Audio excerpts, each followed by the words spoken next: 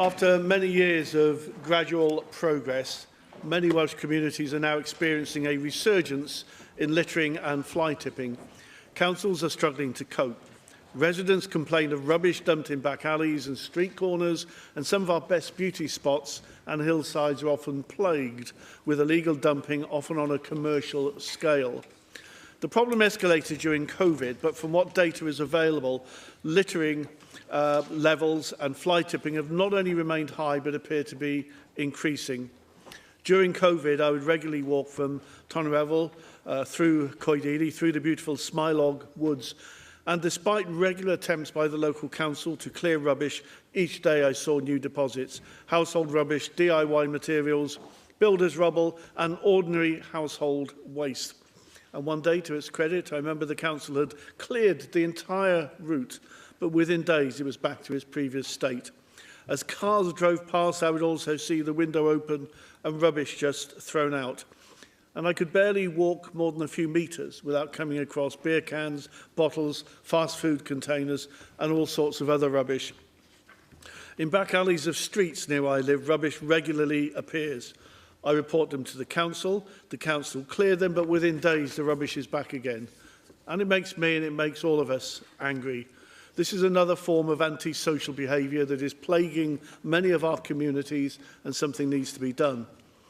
So in the Welsh Senedd, with support from members of all political parties, we have established a cross-party group on littering and fly tipping, and we have now held our inaugural meeting with Keep Wales Tidy, Fly Tipping Action, Marine Conservation Society and other environmental groups to press for action.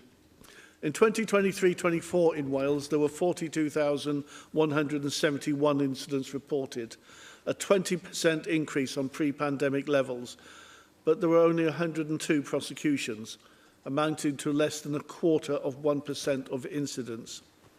The average fine for each of the successful prosecutions amounted to, on average, merely £516.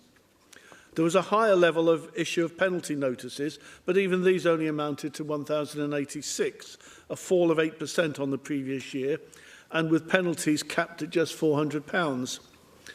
Limited council resources are understandably focused on clearance rather than enforcement.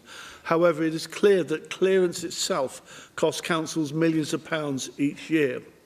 And one interesting piece of data has been a 48% increase in sewage-related litter items from 2023 in Wales. Now, there is, of course, a very valiant fight back in many of our communities by the 20,000 or so volunteers who go out into our woods, parks and streets to litter pick some 250 tonnes of litter each year. Volunteer groups as Litter Free, Bather and Tynant, Lantwit Fardra Little Pickers in my constituencies and those in neighbouring constituencies such as the Rhondda Litter Pickers are out on the streets day in, day out dealing with the rubbish so many casually discard. It says so much about these volunteers that they keep going. It must be demoralising to see an area that you've cleared one day covered in litter again the very next. But they keep going, and these volunteers need and deserve our help. Street littering is a growing antisocial behaviour. 83% of litter is pedestrian dropped, mainly smoking, drink and fast food waste. Fly tipping is increasingly organised, with the dumping of rubbish by rogue collectors who have been paid to safely and legally dispose of waste. And it should be recognised that some local authorities are indeed taking a proactive approach, such as the excellent use of covert surveillance undertaken by my own local authority of Rhondda, Cynn and Taff. But overall, the figures suggest that in Wales, the fly tippers are winning, and we need to change our culture and increase our enforcement. Public education needs to be increased. We need to make it easier for households to dispose of waste.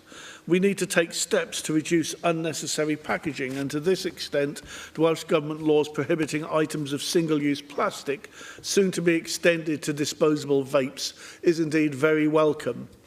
Recycling and moves to create a deposit return scheme, which would include glass bottles, is also welcome. However, enforcement needs to be stepped up.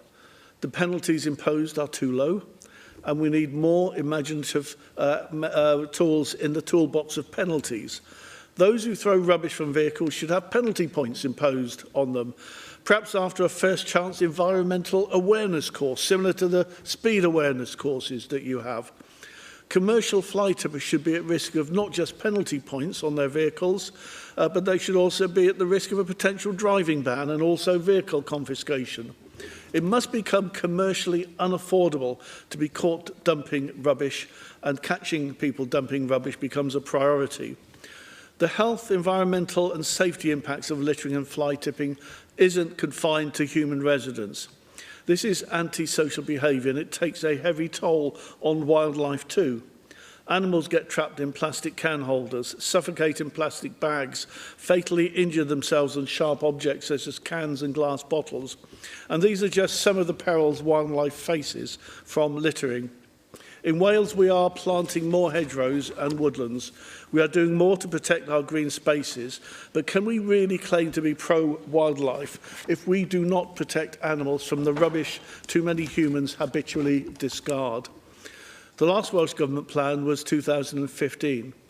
I think that we do need a new and a more robust plan, and there is no silver bullet, but it is a mixture of all the measures that I've mentioned and others which I hope the cross-party group will explore that offer solutions to this blight on our communities. The fact of the matter is we cannot go on as we are. We are drowning in an epidemic of litter and fly tipping, and it is not fair on our communities. It is not fair on wildlife, and it is certainly not fair on the thousands of volunteers without whom we would be buried beneath a small mountain of rubbish. We must call it out for what it is. It is antisocial behaviour, and we have to expose the culprits, but we also have to change our own culture in society. Diolch, Llywydd.